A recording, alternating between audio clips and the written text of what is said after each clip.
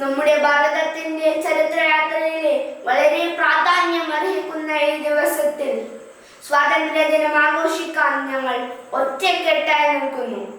ഈ ദിവസം August 15, 1947 colonial വാഴ്ചയുടെ ചങ്ങലകൾ പൊട്ടിച്ചു ഞങ്ങൾ ഒരു പരമാധികാര രാഷ്ട്രമായി മാറി.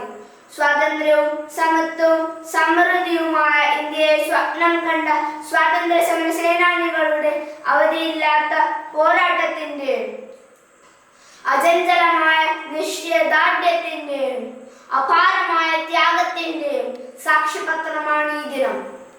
സൂര്യൻ അസ്തമിക്കാത്ത ബ്രിട്ടീഷ് സാമ്രാജ്യത്തിന്റെ കിരാതമായ ഭരണവീഴ്ചക്കെതിരെ പോരാടിയ ഓരോ ഭാരതീയന്റെയും അവകാശങ്ങളെയും അഭിമാനത്തെയും തിരികെ നേടിയെടുത്തതിന്റെ ഓർമ്മ പുതുക്കലാണ് ഓരോ സ്വാതന്ത്ര്യ ദിനവും. ലോകത്തിന്റെ ഏറ്റവും വലിയ ജനാധിപത്യ ശക്തിയായി ഇന്ത്യയെ പിടിച്ചുയർത്തുന്നതിനു തുടക്കം കുറിച്ച ദിനമാണ് ഓഗസ്റ്റ് 15. ജനാധിപത്യം, നീതി, സാഹോദര്യം, മതേതരത്വം തുടങ്ങിയ നിരവധി മൂല്യങ്ങളുമായി നാം രക്തത്തിനും മാംസത്തിനും പകരം കൊണ്ട സ്വാതന്ത്ര്യം നമുക്ക് ജീവാമൃതമാണ്. ഭാരതം എന്ന പേര് കേട്ടാലോ അഭിമാനപൂരിതമാകണം വന്ദനം. കേരളം എന്ന് കേട്ടാലോ തിളക്കണം ചോര നിരമ്പുകളിൽ എന്ന വള്ളത്തോളിന്റെ പ്രഥമകരികളിൽ അദ്ദേഹം ഇങ്ങനെ പറയുന്നത് പോലെ, ഇന്ത്യയുടെ അഭിമാനമായ ത്രിവർണ പതാക ആകാശത്തിലേക്ക് അലയടിച്ചുയരുമ്പോൾ മതമേതെന്നോ ജാതിയേതെന്നോ നിറമേതെന്നോ ഉള്ളവനെന്നോ ഇല്ലാത്തവനെന്നോ ഭേദമന്യേ അഭിമാനപുളകന്യമായി കൊണ്ട് തന്നെയാണ് ഓരോ സ്വാതന്ത്ര്യ ദിനവും നമ്മൾ വരവേൽക്കുന്നത്. ഈ സന്തോഷമാർന്ന നിമിഷത്തിനു വഴിയൊരുക്കാൻ പ്രയത്നിച്ച ഒരുപാട് മഹത് വ്യക്തികളുടെ ജീവിതവും നിതാന്ത പരിശ്രമവും എന്നും നമ്മൾ സ്മരിക്കേണ്ടതുണ്ട്. സ്വാതന്ത്ര്യം ലഭിച്ച 77 വർഷം പിന്നിടുമ്പോഴേക്കും നമ്മുടെ രാജ്യം ഒരുപാട് മുന്നോട്ട് ശക്തിയായി കുതിച്ചുകൊണ്ടിരിക്കുന്നു. ഒരുപാട് നേട്ടങ്ങൾ നേടിയെടുത്തുകൊണ്ട് ആ ചരിത്രയാത്ര ഇന്നും തുടർന്നുകൊണ്ടിരിക്കുന്നു.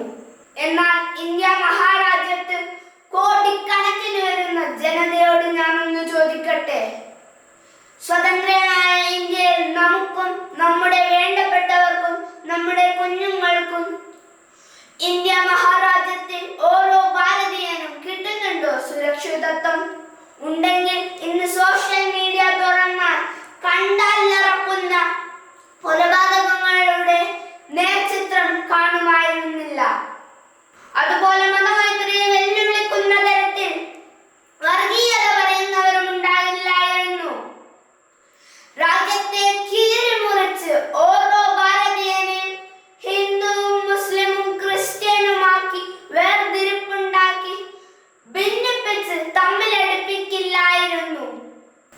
രാജ്യത്തിന്റെ പൗരന്മാർ നൽകുന്ന നികുതി പണത്തിൽ നിന്ന് ശമ്പളം കൈപ്പറ്റുന്ന അധികാരികൾ പോലും പൗരന്മാർക്ക് വേണ്ട അവകാശങ്ങൾ നേടിക്കൊടുക്കുന്നതിനു പകരം, അവർക്ക് സംരക്ഷണം ഉണ്ടാക്കി കൊടുക്കുന്നതിനു പകരം ഭരണവർഗത്തിന് ഓശാന പാടുന്നതാണല്ലോ പതിവ്.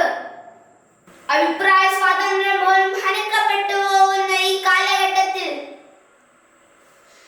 കായിക താരങ്ങൾക്കും കലാകാരന്മാർക്കും വിമർശകർക്കും പത്രപ്രവർത്തകർക്കും ആർജവമുള്ള ഉദ്യോഗസ്ഥർക്ക് പോലും രക്ഷയില്ല. ഭയപ്പെടുത്തി കീഴ്പ്പെടുത്തുക എന്ന സമ്പ്രദായത്തിൽ നിന്ന് നമ്മൾ ഇനിയും മോചിതരാകേണ്ടതുണ്ട്.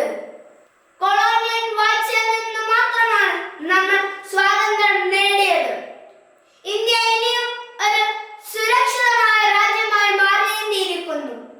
കൊള്ളയും കൊലയും ശീലമാക്കിയ, പൊതുമുതൽ കയ്യേറുന്ന, ഖജനാവ് കാലിയാക്കുന്ന, സ്വജനപക്ഷപാതവും അഴിമതിയും തുടങ്ങി അഹങ്കാര ഗർവിലേക്ക് കൂപ്പുകുത്തിയ ഭരണാധികാരികളിൽ നിന്ന് നമ്മൾ സ്വതന്ത്രരാകേണ്ടതുണ്ട്.